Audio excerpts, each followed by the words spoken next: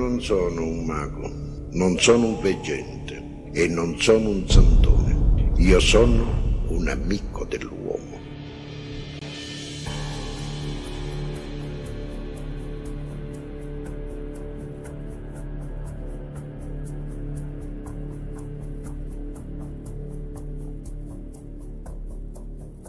Muchos han creído que este tiempo no debería jamás llegar. En cambio, aquí está. Los signos en el cielo y en la tierra son claros para todos. La santa voluntad del Altísimo Señor se revela invitando a la humanidad al arrepentimiento antes de que su divina justicia intervenga. Los contenidos de los mensajes de Fátima y de Garabandal dicen clarísimamente lo que Dios quiere de los hombres y lo que sucedería si faltase la obediencia a su santo, justo y divino querer. Ignorar la invitación del Señor significa querer, a toda costa, perecer. En vosotros está la elección. El tiempo que Dios se ha reservado es vuestro tiempo. Del cielo a la tierra, Eugenio Siragusa.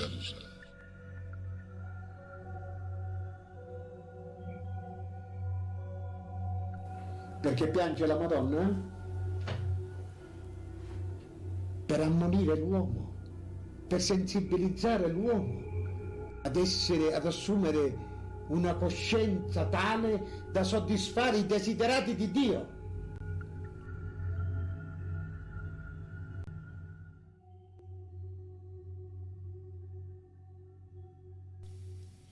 Hay que hacer muchos sacrificios y mucha penitencia, y tenéis que visitar mucho al Santísimo, pero antes tenéis que ser muy buenos, y si no lo sois, os llegará un castigo.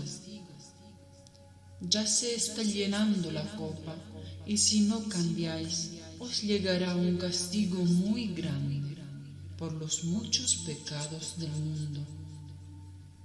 ¿Sí, es lo que decía la Virgen? Sí, las palabras de la Virgen son: tenemos que hacer muchos sacrificios, mucha penitencia, visitar al Santísimo con frecuencia, pero antes tenemos que ser muy buenos. Ya se está llenando la copa, y si no cambiamos nos vendrá un castigo muy grande. El castigo será una intervención directa de Dios. Se os dará un aviso. El aviso viene directamente de Dios y será visible para el mundo entero. Se verá y pasará en todas partes y en cada persona. Será algo terrible que pasará en el cielo. Será 1000 veces peor que un tremendo terremoto. Será como un fuego, pero que no quemará la carne. Se sentirá tanto físicamente como espiritualmente. Pronto se verá un fenómeno que viene directamente de Dios. El aviso es una cosa terrible que pasará en el cielo. La Santísima Virgen María lo definió con una palabra que comienza por la letra A, pero yo no entendí esa palabra. Hay otra cosa que a mí me impresiona mucho, que es el aviso. Lo que ocurrirá antes del milagro. Aquí tenemos una foto impresionante. Yo no sé, cuando he hablado contigo algunas veces me has referido a que el día del aviso sería como un choque de estrellas. O sea, es un ejemplo que yo Un ejemplo. Sí.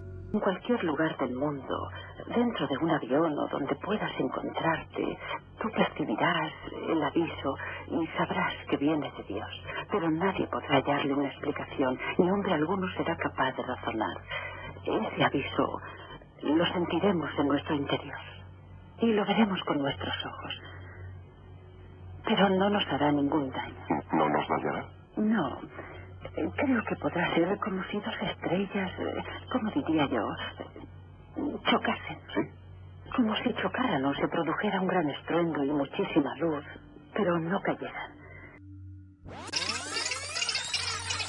Creo que podrá ser como si dos estrellas, ¿cómo diría yo? Chocasen. ¿Sí? Ahora, desde la astronave Crystal Bell. Hablemos un poco, amigos terrestres. Según vosotros, ¿qué podría suceder sobre la Tierra si uno de los asteroides que actualmente orbitan alrededor del Sol se debiese desafortunadamente acercar en los entornos del anillo magnetosférico del planeta? Y si después este asteroide orbitase en sentido contrario a la normal rotación del geoide, ¿cuáles, según vosotros, serían los efectos?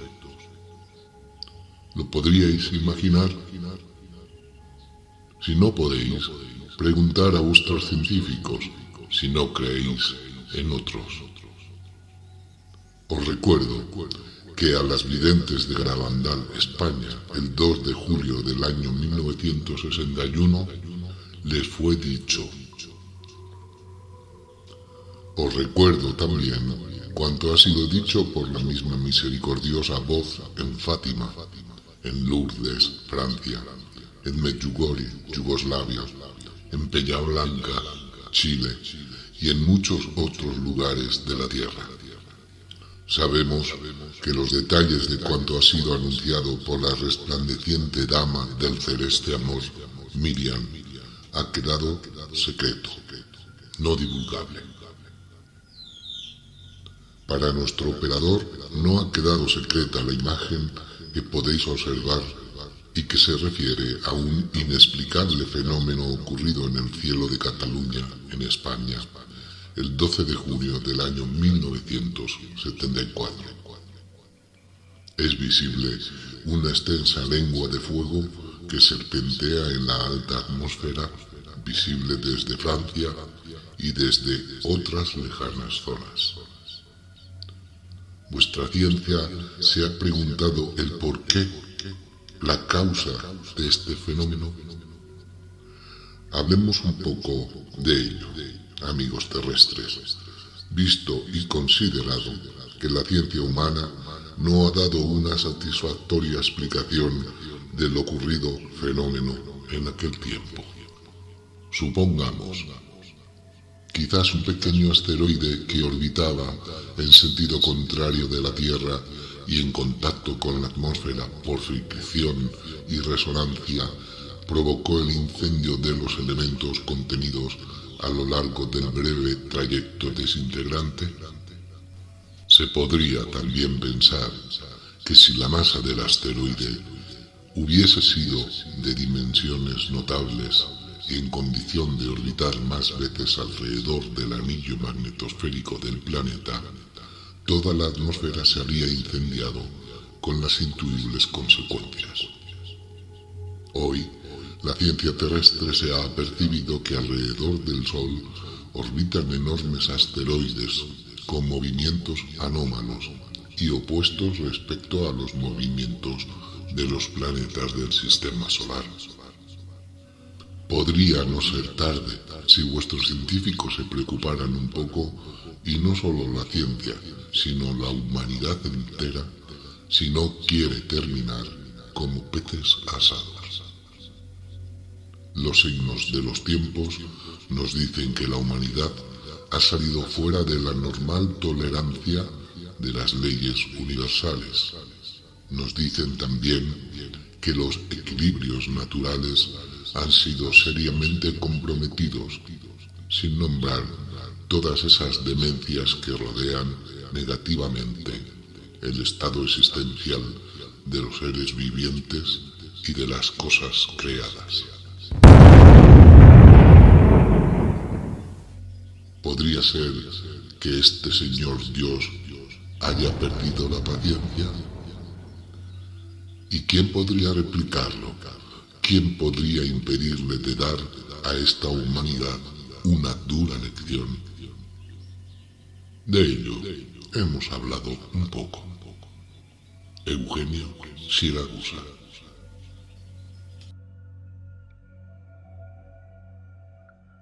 Se la Tierra sopravvive,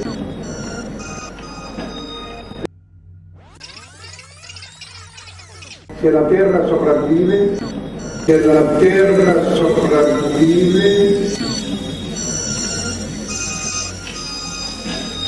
prima farà pulizia. Un asteroide potrebbe girare a rovescio attorno alla Terra, tanto la temperatura 170 gradi sopra il zero. Il sole si oscurerebbe e la luna diverrebbe con sangue. Però i chiamati sarà proposto un salto al momento giusto.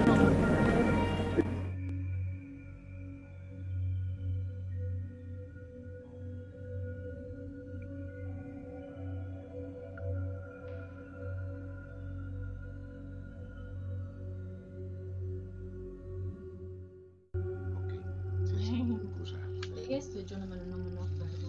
Sí. Ah, vale. Ahora ya entraremos en otra parte que serían los proyectos, ¿no? Perfecto. Claramente, sí. Eran los proyectos de la Virgen, de la Santa Virgen. Sí. Perfecto, ahí. Que dice revelar Sí, los proyectos divinos que vendrían en el futuro. sí, en realidad fue en cierta manera era así lo que ocurrió, ¿no? Digamos que las palabras de Conchita que escucharemos ahora, digamos, revelan un poco el proyecto que tenía futuro, ¿no? Sí. La Divina Madre en relación no solo a Garabandal, sino también al mensaje de Fátima, que continuaba, digamos, oculto, cuando en realidad tenía que haber sido dado en 1960, ¿no? Conchita dice de esta manera, ¿no? Resulta que un día la Virgen parece como revelar alguno de sus proyectos a Conchita. De ellos, solo conocemos la respuesta de Conchita, que nos puede hacer entrever un poco de qué cosa podría tratarse. Conchita le respondió en un momento dado a la Santísima Virgen de este modo: ¡Qué bien! Así te conocerán mejor y estarás más contenta. ¿De qué se podría tratar? ¿De qué le habló la Santa Virgen a Conchita? Resulta que poco después, en octubre de 1962, estalló la famosa crisis de los misiles cubanos. That night, somebody asked me, what about a nuclear war? What happens if we are attacked tonight? And I said, believe me, we don't have to worry very much. We'll see a flash, a big flash, and then we will be dead.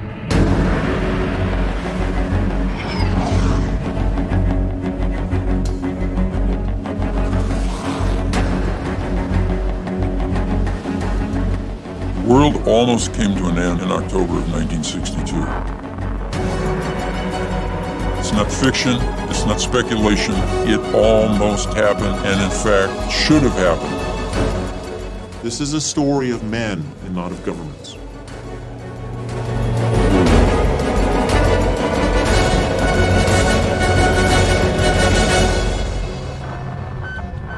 En esta crisis, el Papa Juan XXIII comunicó por vía diplomática a los gobernantes que estaban mezclados en toda esta crisis el secreto que la Virgen Santísima dio en Fátima. ¿Correspondería esto quizás a la respuesta que Conchita le dio a la Virgen hacía poco tiempo antes? ¡Qué bien! Así te conocerán mejor y estarás más contenta.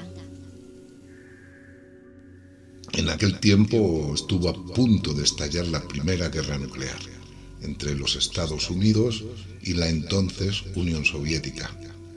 Sin embargo, la intervención directa del Papa Juan XXIII, que tenía locuciones y visiones de la Santa Virgen, dio a conocer el secreto y de esa manera paró la posible y muy probable guerra nuclear. Es necesario decir también que tanto John Fitzgerald Kennedy como Khrushchev tuvieron demostraciones de parte de los hermanos del espacio. Particularmente, Kennedy tuvo un encuentro en una base americana y Khrushchev también lo tuvo en una base rusa.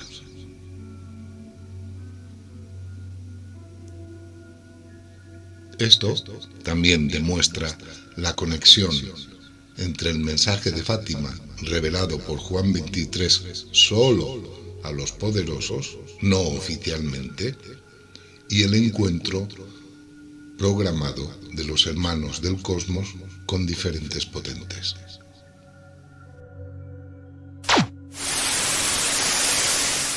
Cuando explotó toda esta crisis, fue una noticia mundial y llegó a todas partes del planeta, incluido San Sebastián de Garabandal. Curiosamente, Conchita narra el hecho del temor que se alimentaba de que existiese la posibilidad de una guerra nuclear entre naciones y que fuese el final, digamos así, de la civilización. Escuchemos cómo lo explica Conchita y más adelante veremos el paralelismo indiscutible entre las palabras de Conchita y lo que los hermanos del cosmos le revelaron a Eugenio Siragusa. Escuchemos primeramente a Conchita. Así que la Virgen estaba hablando del final de los tiempos, en esa conversación. Del final de los tiempos. Sí. Y que habría solamente... Y en ese momento también, ese mismo día estaba hablando de, yo no sé si se acuerda cuando Francia, que decían que iba a explotar la guerra mundial, en el año 1962. Entonces en esa noche también dijo que nunca habría una guerra mundial. Porque todo el mundo tenía miedo ese día, y yo también. Entonces apareció la Virgen, nosotros estamos esperando, dice, no tengas miedo que no habrá otra guerra mundial. Entonces en esa noche también dijo que nunca habría una guerra mundial.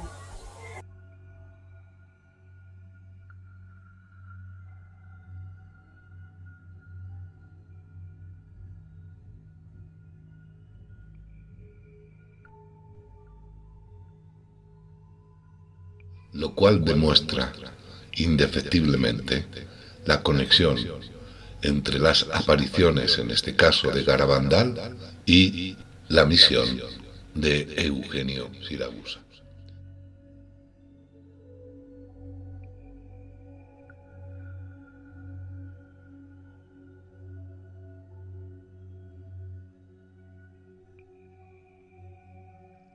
Y de aquí entramos ya al, digamos, los grandes paralelismos que hay con Fátima, ¿no? Exacto, sí. Entre Garabandal y Fátima. Son paralelismos bastante notorios. Claro.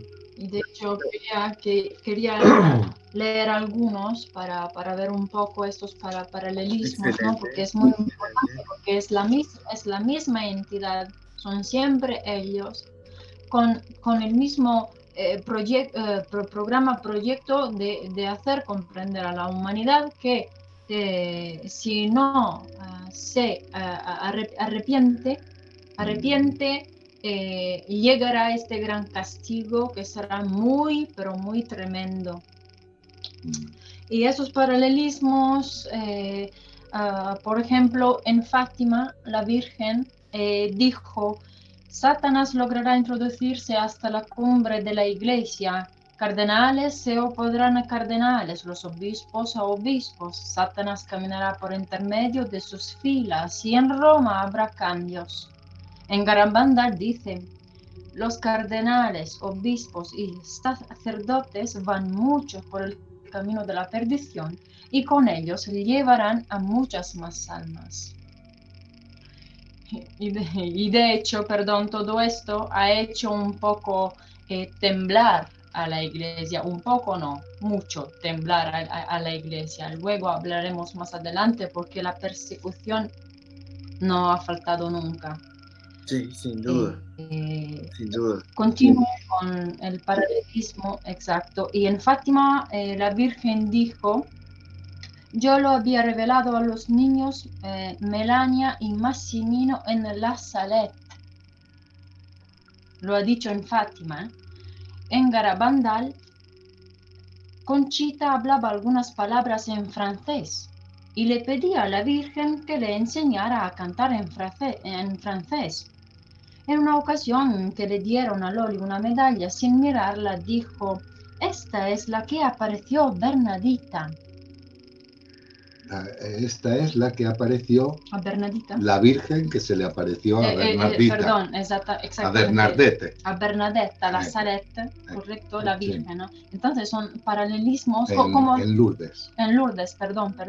Porque a la Salette estaban Melania y Massimino.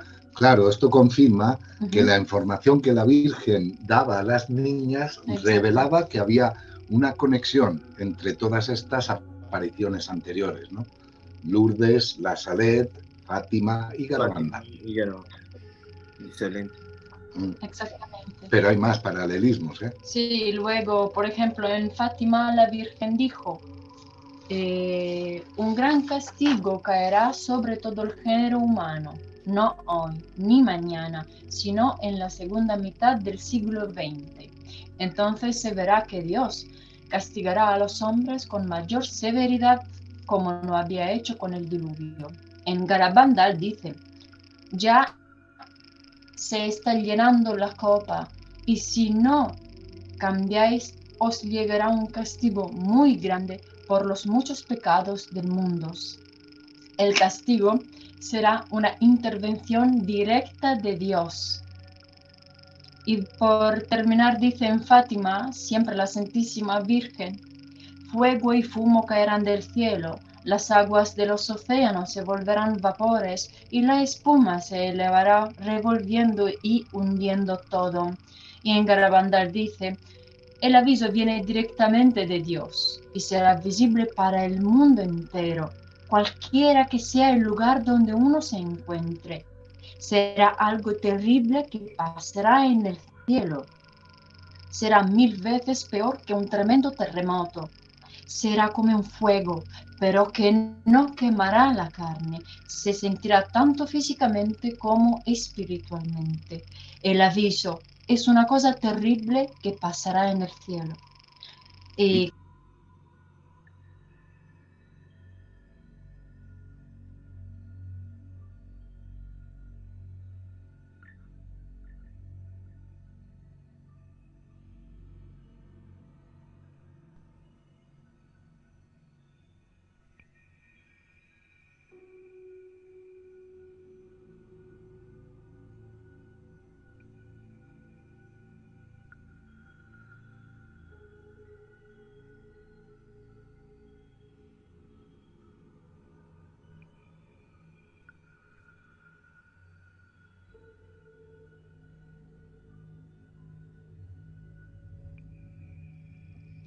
Y aquí ya entramos en la persecución, digamos, tan terrible que tuvieron las niñas, ¿no? Fue una persecución bastante dura a nivel psicológico, porque después, cuando ya iniciaron a, digamos, desaparecer, ¿no?, estas visiones cotidianas que ellas tenían, tuvieron que soportar la presión, sobre todo también de la gente del pueblo, ¿no? Sí, sin duda. Que todos les pedían siempre más y ellas decían: es que nosotras no somos las que hacemos esto, es la voluntad de la Virgen, ¿no? Tuvieron que superar muchas, digamos, críticas. Perdón, Antonio, siempre justamente humanamente, en vez de proteger justamente y cuidar esa conexión divina que tenían, siempre sucede lo mismo. Se les exige, se les pide más. ¿Qué pasa? Como si fuera un circo, ¿no? Como si fuera un... Sí. De hecho, la presión que tuvieron también fue: las niñas iban lógicamente creciendo, ya se hacían jovencitas, ya no eran tan niñas, y entonces tenían, digamos, las veían de una manera diferente en el pueblo, como si fueran santas, etcétera, y todas ellas se fueron de Garabandal y, digamos, hicieron su vida en otras partes del planeta, ¿no? En otros países. Sí, sí. Lamentablemente. Y esto además demuestra también una reflexión, un comunicado de Eugenio, en el cual habla que el hombre se encuentra en una dimensión humana, ¿cómo decir? Una dimensión humana limitada, primordial, en la cual no es capaz de... Excelente, Antonio. Nos decías, Antonio, perdón, que se cortó la grabación. Comentaba el hecho de que hay un comunicado, ¿no?, por parte de Eugenio, ¿no?, que habla realmente, describe realmente esta absurda y maliciosa intención humana, ¿no?, de que nuestra dimensión, la dimensión tridimensional, es una dimensión inicial limitada, la cual no nos permite, porque nosotros no queremos, de ver las cosas realmente como son, ¿no? Escrito el 5 de enero 1986. La dimensión del ser humano es limitada. Es una dimensión elemental. Existen otras dimensiones donde el ser vive con atributos y facultades superiores a las humanas. Hablemos de ello un poco. Raramente el ser humano consigue percibir lo que realmente le rodea y a menudo convive con él. Su limitada capacidad auditiva y visual no le permiten individualizar y captar lo que en el absoluto silencio se mueve alrededor suyo. Las máximas vibraciones de que están compuestas las dimensiones superiores escapan al poder de sus limitados sentidos. No debería suscitar sorpresa alguna el hecho de que pudiese ocurrir que el hombre se encuentre al lado de seres y de aparatos de los que siente su presencia, pero a los que no ve, no identifica, no percibe. Si en cambio los seres y los aparatos accionan una modificación de frecuencias dimensionales, llevándolas sobre el plano de las frecuencias dimensionales del hombre, es entonces cuando él ve, identifica y percibe. Se encuentra entre las posibilidades de esta dimensión superior el poder instaurar una sintonía directa entre ellos y los sujetos con quienes quieren entrar en contacto visual y verbal, dejando a los que eventualmente estuvieran presentes privados de ver y de oír. Así es lo que sucedió en Fátima.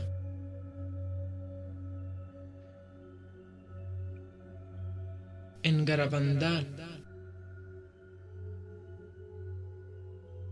en Medjugorje y por todas partes. Los ovnis, platillos volantes, etc., pertenecen a esta dimensión superior y con los atributos ya mencionados. Es cierto, por tanto, que el hombre tiene que tomar conciencia de esta realidad para que se dé cuenta de que lo ponderable y lo imponderable no son más que aspectos dimensionales diversos y complementarios de una única causa. De ello hemos hablado un poco. Un amigo del hombre, Eugenio Siragusa.